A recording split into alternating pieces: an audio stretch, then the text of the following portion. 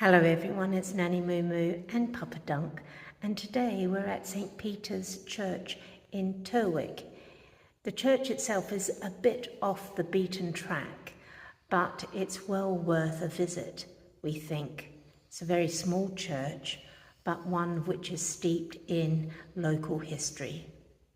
Looking down the nave to the chancel, you can see a very elaborate and well-crafted stained glass window. As well as the main stained glass window, some of the side windows also have stained glass and lead, and these look to be relatively old.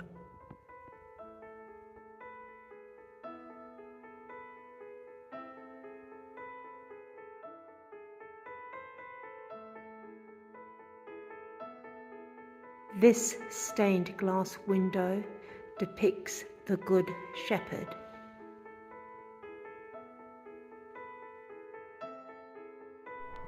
The east window was installed in 1855 by Fanny, Captain Lyon's widow, to commemorate her daughter, son and husband.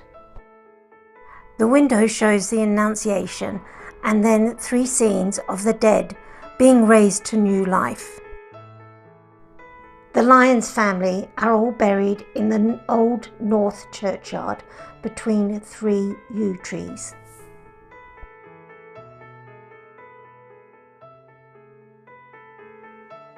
A lovely floral display here in the chancel.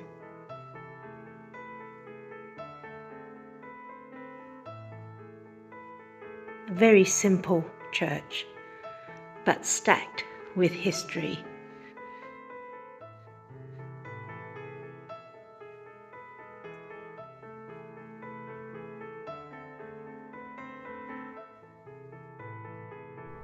The lectern was given by the widow of the Honourable John Jarvis Carnegie of Fair-Oak in 1894.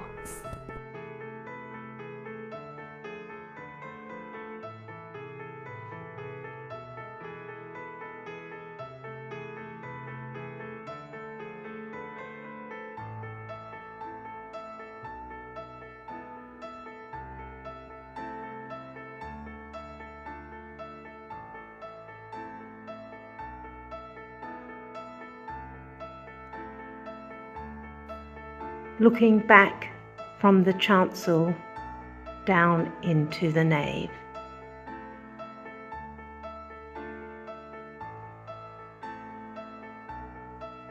you can see a supporting beam.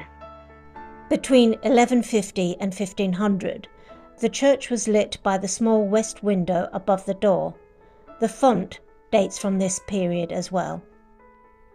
The church has an interesting war memorial tablet, and as the little plaque to the left of the tablet states, it was written by John Gore.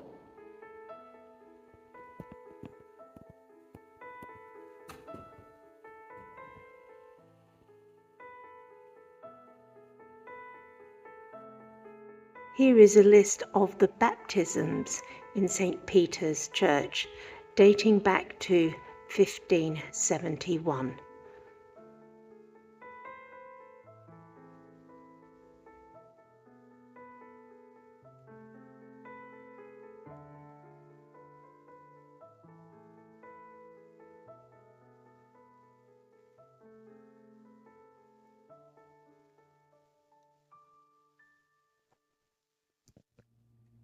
And a list of the rectors of Terwick, dating back to 1288.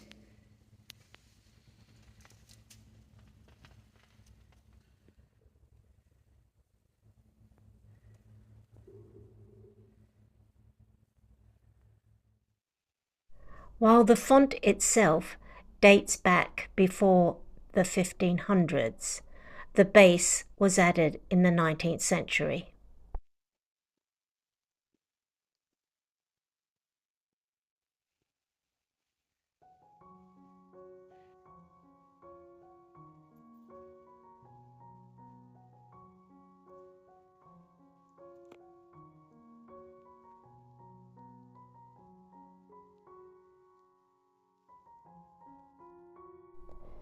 The porch was given by Lord Langatic in 1910 in memory of his cousin John Carnegie.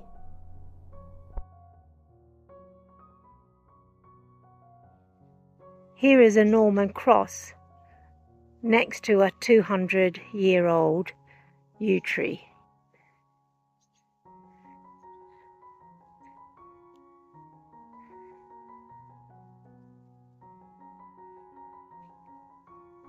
In 1646, records show there were only 5 houses in the parish, but the rectory and the larger farmhouses were being built.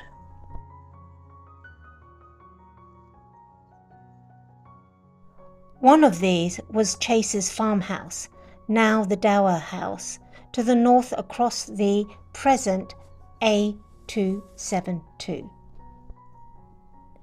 There are 34 Chase family graves in the churchyard, close to the north wall of the church. The oldest is that of William Chase, 1678 to 1767.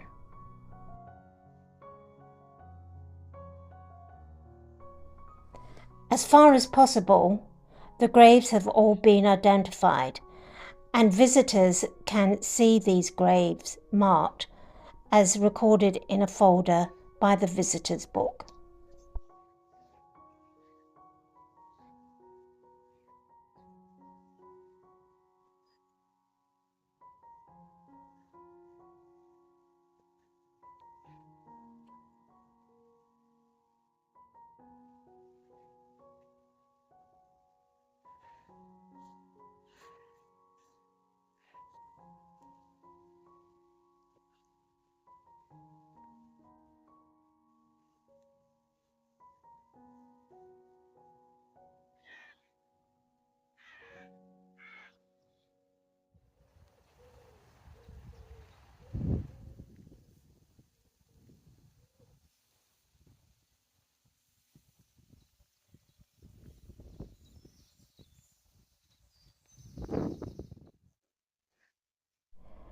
The veins of dark brown in the sandstone indicate the presence of the ore which was later to be exploited by the iron industry.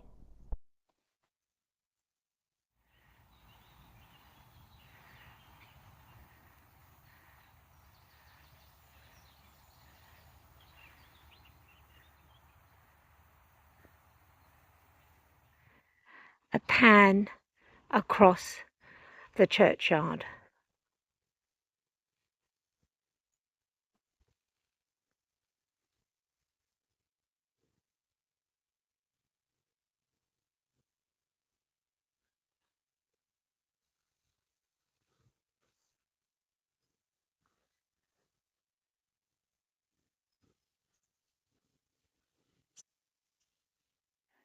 Papa Dunk and I think this is the field which is covered in lupins, but we're filming this in June, at the end of June, after several weeks of quite warm weather.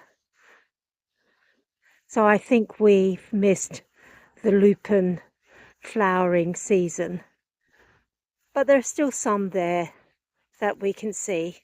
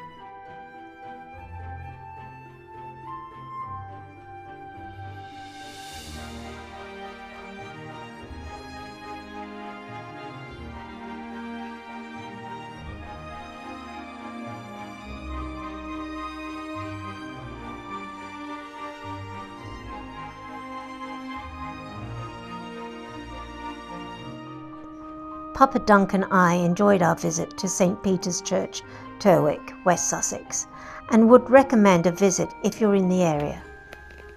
So it's bye for now. It's bye for now.